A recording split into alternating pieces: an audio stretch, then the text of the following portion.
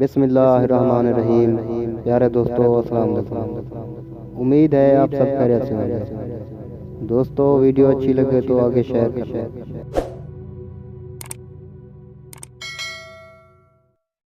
بسم اللہ الرحمن الرحیم۔ فرما بردار و نافرما۔ حضرت ابو ہریرہ رضی اللہ عنہ فرماتے ہیں کہ رسول اللہ صلی اللہ علیہ وسلم نے فرمایا کہ بنی اسرائیل میں دو آدمی تھے جو باہم مقابلہ کیا کرتے تھے۔ ان میں ایک گناہگار اور دوسرا عبادت گزار تھا۔ جو عبادت گزار تھا وہ دوسرے کو گناہ میں دیکھ کر برابر یہی کہتا تھا کہ گناہ سے باز آ جا، گناہ سے باز آ جا۔ ایک دن ایسا ہوا کہ اس نے گناہ میں دیکھ کر کہا کہ گناہ چھوڑ بھی دو۔ اس گناہگار نے جواب دیا کہ مجھے میرے رب کے سپرد کرو۔ کیا تم میرے نگران بن بھیجے گئے ہو؟ اس عبادت گزار نے کہا کہ خدا کی قسم اللہ تعالیٰ تیری مغفرت نہیں کریں گے۔ یا اس نے یہ کہا کہ اللہ تعالیٰ جنت نہیں کریں گے۔ ان دونوں کی موت کا وقت آیا، دونوں کی ارواحیں کی گئیں۔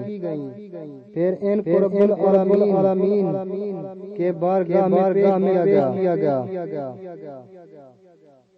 اللہ تعالیٰ نے آدمی سے فرمایا کہ کیا تم میرے حکم کو جانتا تھا؟ یا فرمایا کہ کیا میرے سلسلے میں تجھے کوئی قدرت حاصل تھی؟ اور گناہگار سے فرمایا کہ تم میری رحمت کے طفیل جنت میں داخل ہو جاؤ۔ اور دوسرے کے لیے فرمایا کہ اس کو دوزخ میں لے جاؤ۔ فوائد اس حدیث سے معلوم ہوا کہ نیکی کی ترغیب اور بدی سے روکنا چاہیے۔ کسی کے رکنے اور منع کرنے سے برائی سے رک جانا چاہیے۔ اور تکبر اور اناد کی وجہ سے اپنے گناہ پڑے نہیں رہنا چاہیے۔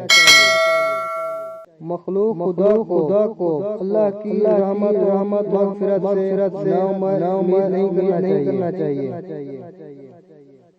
بغیر اللہ تعالیٰ کے متعلق کوئی بات کہنا بھاری جرم ہے۔ رب العالمین کی رحمت معلوم ہوئی۔ جو شخص کسی دوسرے کو جنتی یا دوزخی قرار دے وہ در حقیقت کے لیے خدائی کا دعویٰ کرتا ہے۔ صدقہ جاریہ سمجھ کر آگے شیئر کر دیں۔ تو ملتے ہیں ایک اور اچھی سی ویڈیو میں، تب تک کے لیے اجازت، والسلام۔